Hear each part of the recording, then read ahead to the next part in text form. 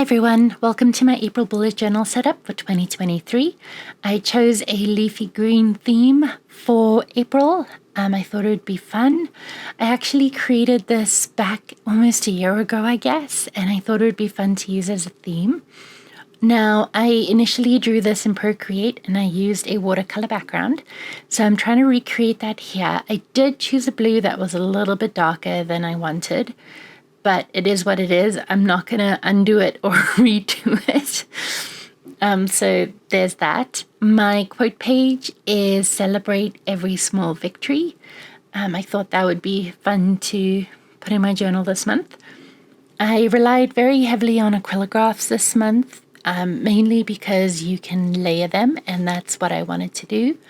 For my cover page, I am drawing a bookshelf that has the plants, some books, some vases, and and then of course April spelled out in the middle. You're going to see a lot of my cat in this video. I haven't had a chance to create as much as I want to, at least not physically. Digitally, yes, physically, no. And so whenever she gets the chance to do art with me, I guess, she's in there like a dirty shirt. So you're going to see her a lot. At first I was going to play a game, see how many times I put her on the floor, but it was 5 times within the first 5 minutes of the videos. I was like, no, we'll cut our losses and just keep going.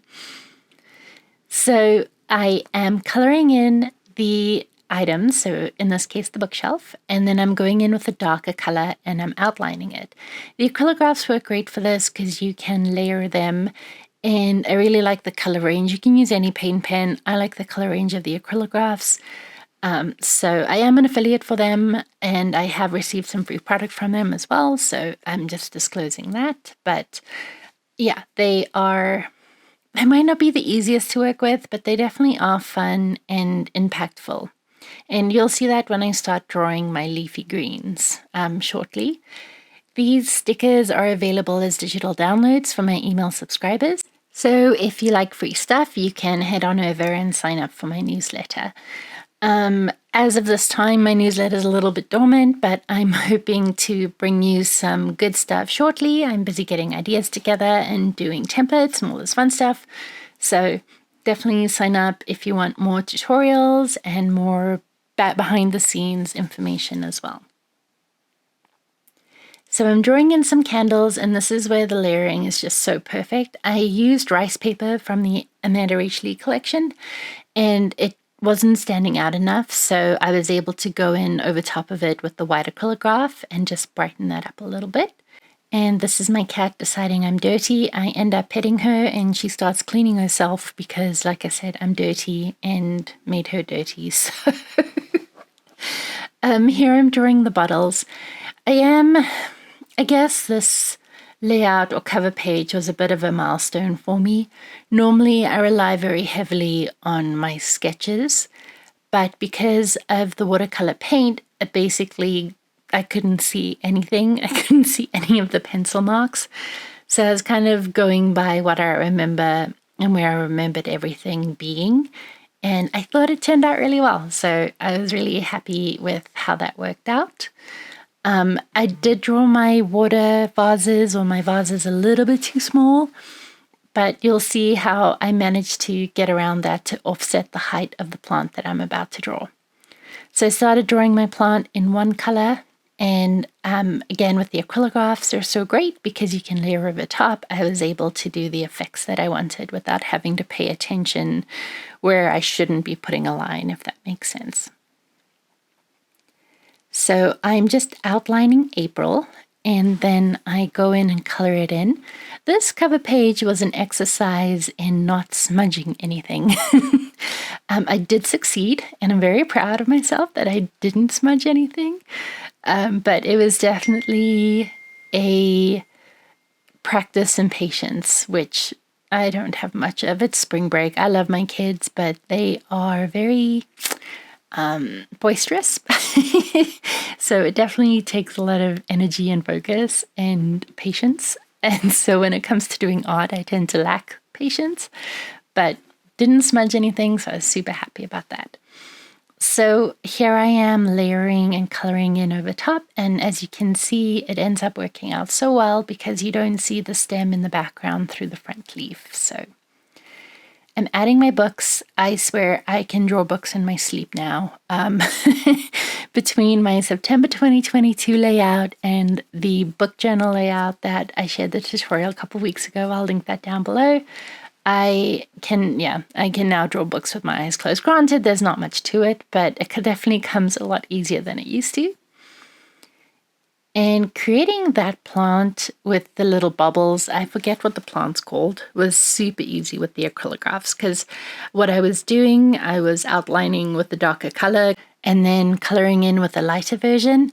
And drawing these plants was so easy. I would draw the bottom color and then just do a dot of the second color in the middle, and it was so easy.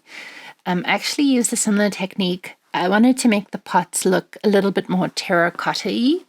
So I ended up dabbing paint pen into the middle of the pot and then just smudging it a little bit with my finger. So while I said I didn't smudge anything, I didn't smudge anything by accident. I managed to smudge everything I wanted to on purpose. And as you can see, I drew in another vase just to offset the height of the plant. For the rest of this month's setup, I actually kept it super simple like I did the past couple months. I have my calendar page, a habit tracker page, a notes page, and then my horizontal layout that I used last month. That layout is really working well for me. So I say it now that I'll use that in May again, but I mean, it's only the end of March now, so I'm going to change my mind. So I'm just adding in details, and here you're going to see me go in and start to smudge that paint a little bit just to give it some dimension and texture, and like I said, give it that terracotta feel. I wanted the April to stand out a little bit more, so I used a dark blue. Normally, I like to outline in black. If you've seen any of my setups, there's always black outlines involved. So while this is a blue outline, I didn't use any black outlines this month other than for like the calendar and stuff like that. But for my lettering, didn't use any black pen layouts, which I feel like is huge for me because that's normally my go-to. And then I'm just going in with the same dark blue pen and adding a little bit dimension so that April stands out a little bit. It was looking a little flat to me, so I thought it would just be fun to add some dimension there. And then, as always, adding my borders to the page. I don't know, it always just looks so finished, and I kind of love that it's rough because no matter what happens on the page, that roughness it all seems intentional. And then just adding some washi tape to fill in some of the blank space at the bottom there to, again, balance the top plant. So this is my calendar page. I went from never using this to using this almost exclusively, more so than my weekly layouts. So I've really come to rely on this. We've now moving into the spring schedule for my kids' activities. So I have to adjust to that. I mean, it took me 2 months to adjust to the times and the schedules for winter. And of course, now that's all gone and I have to adjust to a new schedule. So I'm doing block letters for most of my headings and then calligraphy for my days and the smaller headings, just because it's easy and fun and I can.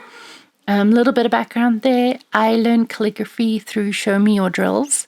The Happy Ever Crafter hosts it, and I think she opens it twice a year. So if you're interested in learning calligraphy, I strongly recommend it. I'm not an affiliate, just a huge fan, and that's how I learned to do my calligraphy.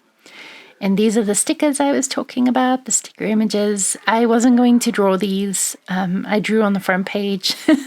There's proof that I drew. And now I'm just relying on my stickers. And then I changed my mind on where I wanted to add my washi. But overall, I think I really like this theme and I love the pop of red. I would have liked to add a bit more of that lighter blue, but honestly, I can do that with pen and that'll look really fun. Like if I do all my notes and my writing with the blue pen, that could look really good. So like I said, here are my notes in my habits page.